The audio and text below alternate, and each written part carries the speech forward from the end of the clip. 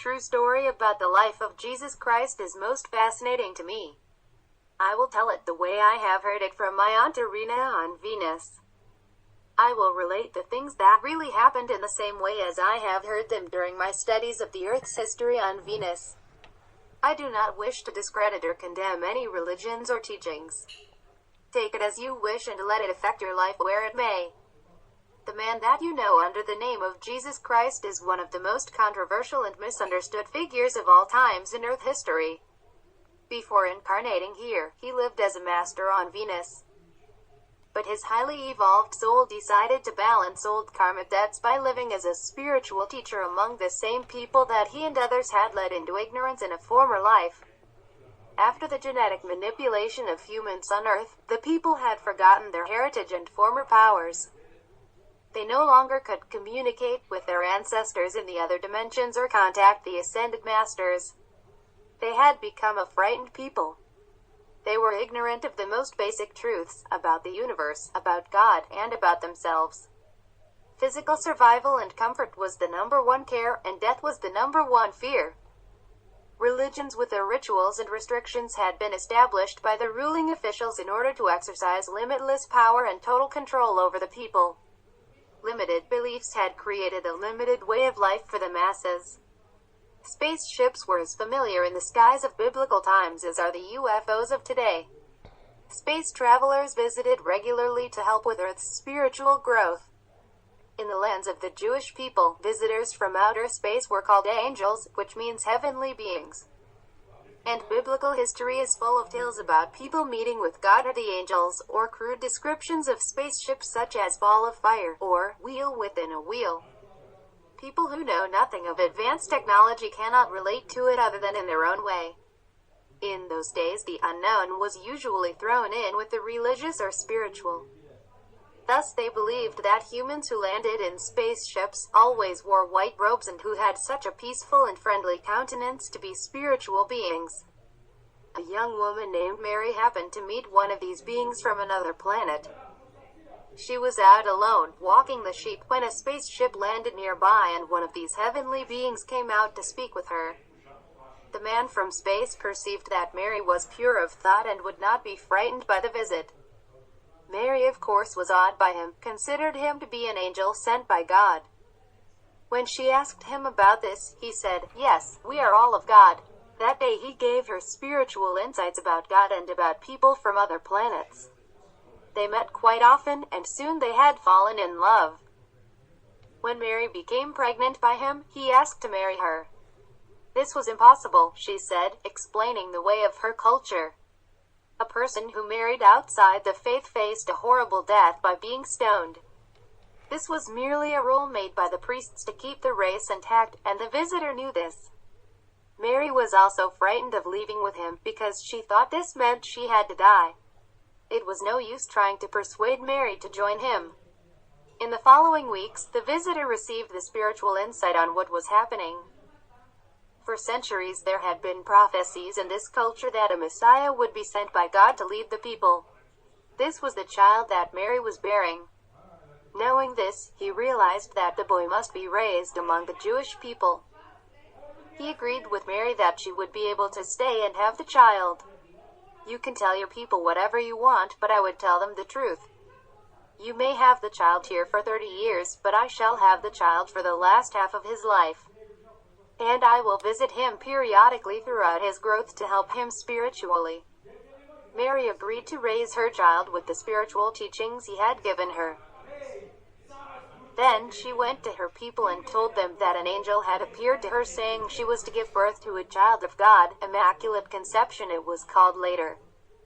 Mary believed that her lover was of God because he always came from the heavens to visit her, always in a bright light. Christ's father tried to explain that it was only a spaceship, but this did not make sense to Mary. Machines were unknown. Meanwhile, there was a man named Joseph who loved Mary very much and had admired her most of her life. He was much older than Mary. He listened to her story and understood what she was saying because he himself had met one of these beings from the heavens and had heard the stories of ancient times on Earth. Joseph loved Mary enough to care, and was willing to take the responsibility for her and the child. He went so far as to say that the child was his own to those few who ridiculed Mary. People knew she had a miracle child. Miracles were very popular in those days. People from Venus and the Brotherhood of the Planets knew that Mary's child would become a spiritual leader, and spaceships were used to spread the message to various parts of the land. Prophets had seen this psychically, and many people like the shepherds had been visited by heavenly beings who foretold the great event. The truth is always a threat to those who preach lies. The religious organizations and leaders of the day felt threatened by the birth of the child.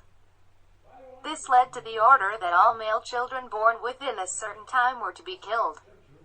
This threat and a contact made to Joseph caused him to take Mary to a safe location to have the child. The star that led Joseph and Mary to safety was actually a small ship. This same kind of star led the wise men and the shepherds to the stable where Jesus was born. At night, the ship hovered above the small stable, glowing like a star. Christ's childhood was a rather quiet time. Joseph's work as a carpenter supported the family, and Mary taught Jesus the principles she had learned from his father. He also met regularly with his father, who taught him all about Earth's history.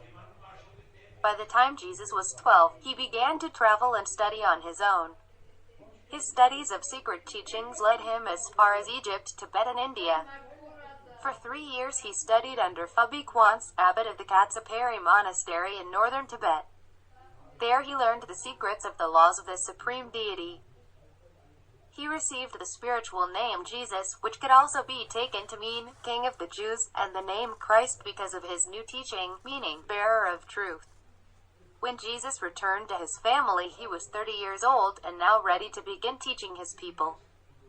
His disciples were 12 in number, chosen for their character and their karmic connection with Christ, and for the different roles each would play in his life. Christ knew that one of them would betray him, another would deny him. Christ also knew Simon would be the one to carry on the work after he had left. He was shown this via the inner knowingness when he first met them. Christ was a very spiritual individual and knew much about the spiritual laws. His teachings about the journey of soul through the lower worlds and the power of each individual were given mainly in fables and stories. The people of his culture were very simple and had not reached a very high level of consciousness. The principles of the laws of the supreme deity can be recognized underlying Christ's messages. To seek first the kingdom of heaven meant literally that man can and should experience the higher planes before physical death by leaving the body. This is only one of many, many examples. Unfortunately, Christ became more important than his teaching. He became more of a celebrity than a spiritual leader. Finally, his compassion overcame what he was trying to do for the people, lead them from the ignorance. Christ's compassion did not leave him much of a free will to say no when so many clung to him, begging for a healing.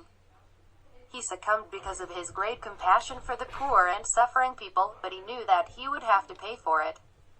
And he needed to pay for it in this lifetime because it was to be his last physical incarnation. Therefore, when it is said that Jesus took upon himself the sins of the people, and later died for their sins, it means that all of this karma added up to one horrible death of physical torture by the very people he helped. In the scriptures it is written that Christ went to the wilderness to pray, and great beings of the past appeared to him. These spiritual leaders of the time include Christ's father, who told Christ that because he had succumbed to compassion and had become sidetracked from his teaching, he would have to physically suffer in this life or reincarnate to pay the karmic debts. At first, Christ did not wish to go through with it. But finally he realized that the karma was his to resolve now or in the future. He said, "Not my will, but thine be done."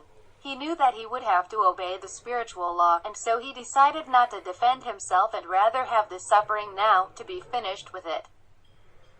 Toward the end of his life, Christ was healing too many people and doing too many miracles, enough to frighten the Roman and Jewish leaders. He was hunted down and finally captured. Pontius Pilate had a great respect for Christ and even tried to persuade him to defend himself. Christ refused because he knew the debt had to be paid. The Roman and Jewish leaders were well aware of what had taken place on earth during Atlantean times, as they still had some of the technical devices hidden for their own power and use. Because they knew how dangerous Christ was becoming as he was exposing the past and turning the people away from the organized churches, they devised a plan. They were to release one prisoner and let the public choose. This way they were not responsible. Barabbas, a known murderer and thief, for Christ. Their plan was to send soldiers throughout the crowd and pay gold to those who shouted for Barabbas to be released. The second part of the plan was to set up a whole religion based on Christ after his death. They knew of the prophecy of his return. They also knew the laws of karma. If they could convince the future generations to worship Christ and baptize their children and dedicate their whole lives and all they do in the name of Christ, his spiritual evolution would be slowed down and he would be bound to a certain dimension by all the responsibility and karma of these people and not ever be a threat again. What Christ did not know was that he would be responsible for all the Christians of the future who would look up to him, all of the people who considered him to be their personal master. He did not realize that his simple teachings would be turned into a religion, or that he would become more important than what he was trying to teach. The same powers that helped destroy Christ now turned around and set him up to be worshipped as God's Son. Even the Jewish people allowed the scriptures of Christ's life to be created into a book for the whole world, excluding some of the truths Jesus taught. And how is Christ portrayed in most churches? Tortured and bleeding. In suffering on the cross and being ridiculed by the people he had helped, Christ resolved most of the karmic debts upon his shoulders. On the one hand, Christ was compassionate enough to say to the deity, "Forgive them, for they know not what they are doing." But the suffering was much worse and lasted much longer than he had expected.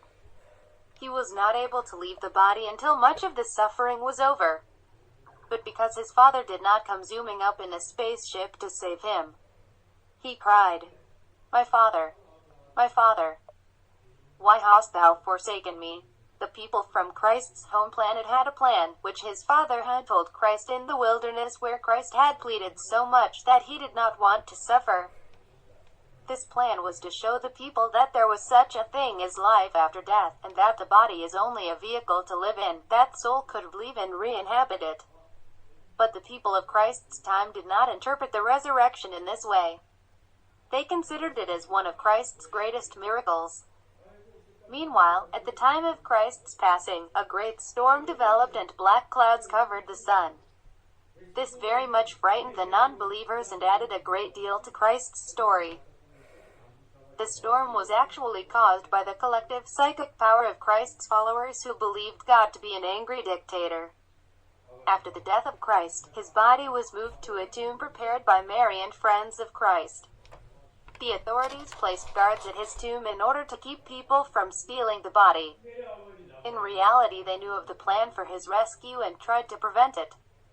When the ship landed near Christ's tomb, the guards passed out from the light and intense energy field. His body was carried away to be repaired. Christ remained in his astral body while his Father prepared to repair the physical body. A body less than 24 hours dead can be repaired by rays which rebuild cells and tissue. So can then inhabit the body again. Mary Magdalene was the first to arrive at the tomb to find Christ's body missing. After regaining consciousness and as the details of what had happened came to her mind, she remembered just arriving at the tomb to see the angels arriving in a bright light, wearing shining garments and giving the news that Christ was alive. She remembered their words, "Do not be afraid," as they rolled away the huge rock at the entrance.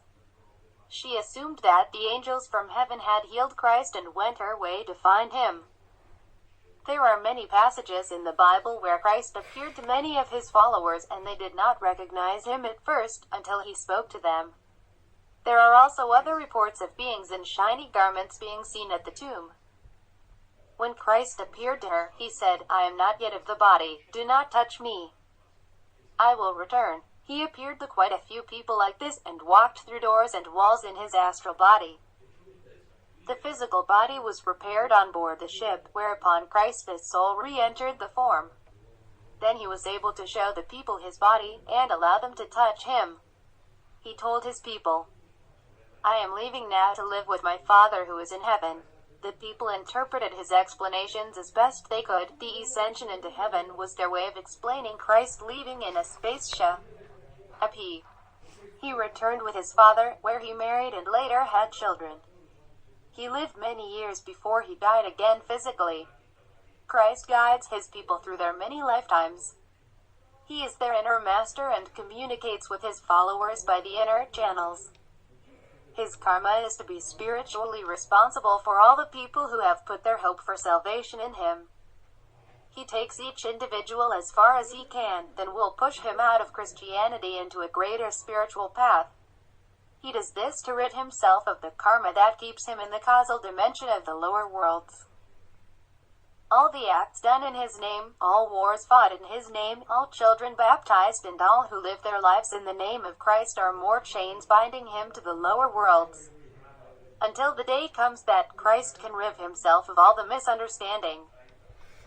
And until all these souls in Christianity go to other paths, Christ must remain on the causal plane, within the lower worlds of time and space. This heavenly part of the causal was created by the group consciousness. The belief in heaven of the Christians here on earth.